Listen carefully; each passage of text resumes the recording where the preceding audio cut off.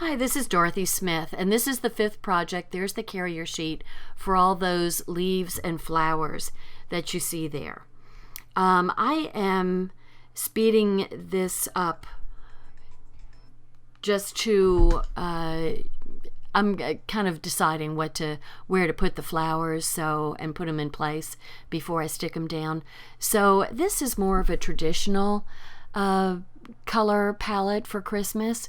You've got the gorgeous Evergreen, which is one of our new greens, and we also were using the French vanilla white, which is a nice soft white for the edges, which make the flowers stand out. It's a great background for the flowers. So I'm just placing them around, and you can go by the instructions. The instructions give you the picture of, how to kind of place the leaves. You can do it however you want to. I just like the balance that they give, and I want to make sure that I've got everything enough for both sides in the appropriate place, so I'm giving a balanced look to my pages. So and I usually do this when I make a video. I'm showing you how to do the instructions. And that way, when you read the instructions, they're not hard, but this way you get to see, and I do better with visual than I do with reading. If you've watched any of my videos at all, I don't read the instructions. So I just kind of go by the visual. And so I'm just giving you a visual of how I'm doing this. So all of the leaves and the pine boughs and flowers will go generally where they're going to be stuck down permanently. And so I'm just making sure that, I don't end up with a bare space when I finally stick them down permanently. So here we go. My special favorites are, of course, those the black glitter multi-leaf stems that I really like the glitter paper die cuts because they just come out so easily. They're like butter coming off the carrier page. But I have to say, I do like these. I'm going to call them poinsettias just because that's what I want to call them. I haven't heard of Christmas daisies, so I'm going with poinsettias.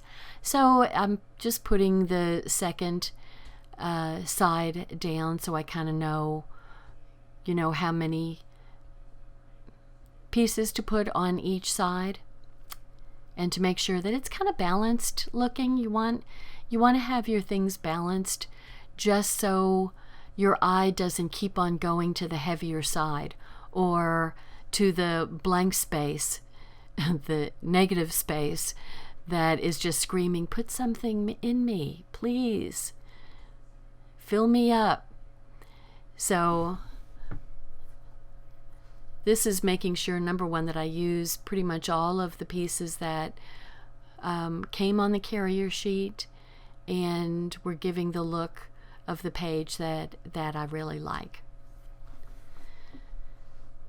So just so you know, I did speed up this whole video, but when I was getting ready to edit, it came out to about 29 minutes of non-speeded up time for putting these pages together.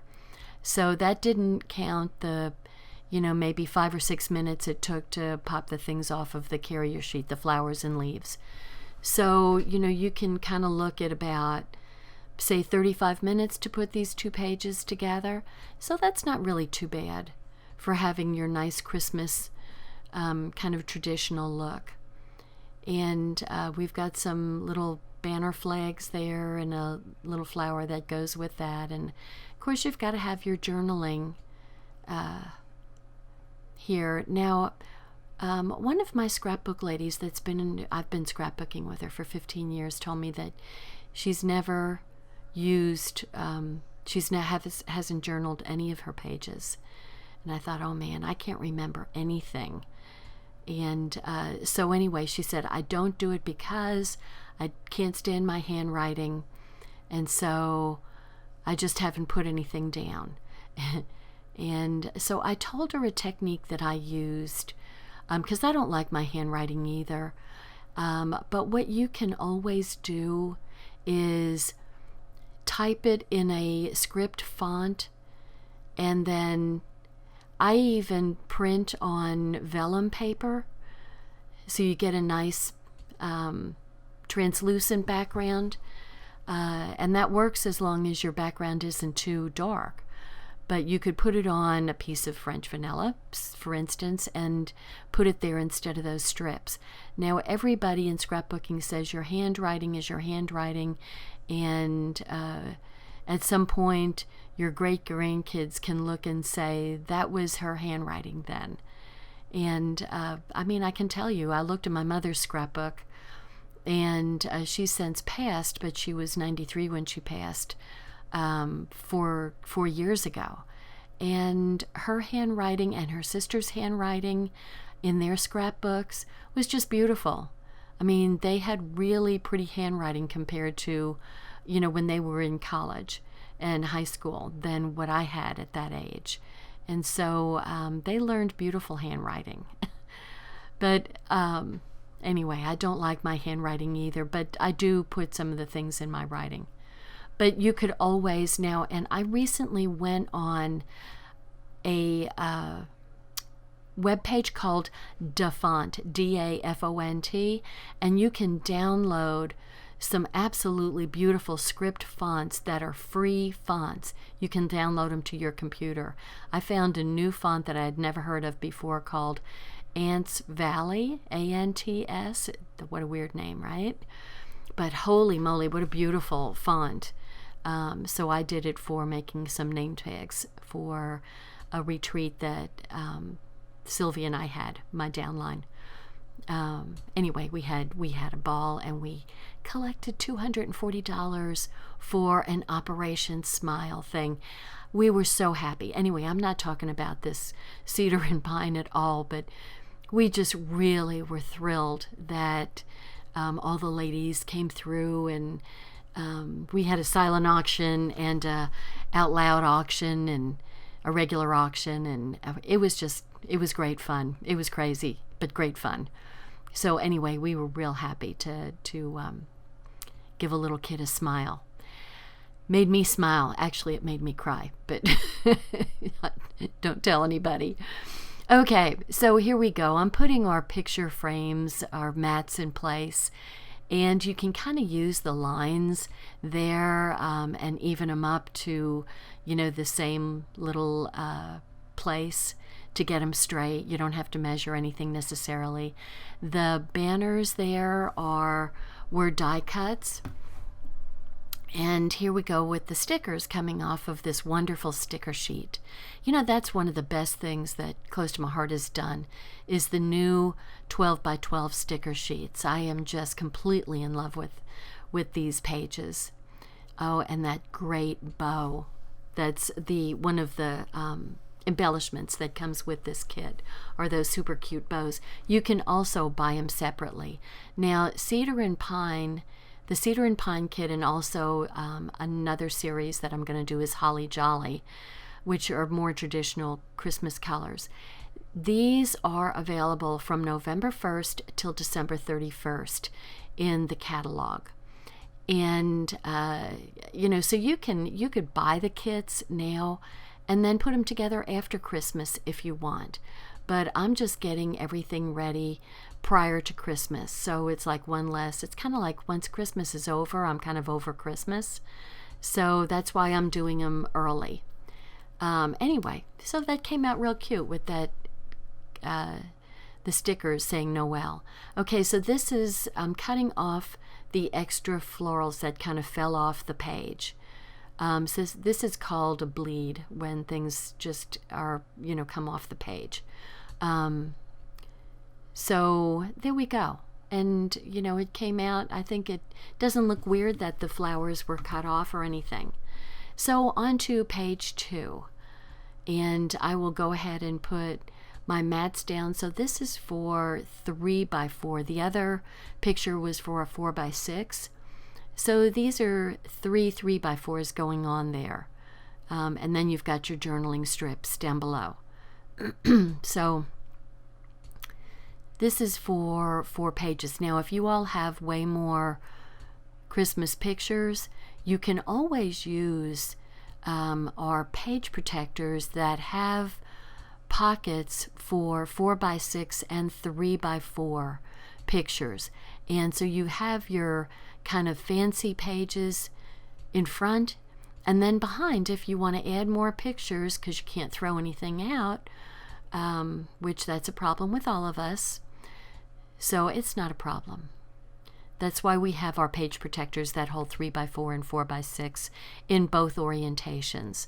So you can put those behind these. You don't have to make a scrapbook page for every single picture. You just want to put your star pictures that you're really proud of, or, you know, they just tell your story the best, and then you put all your other photos behind.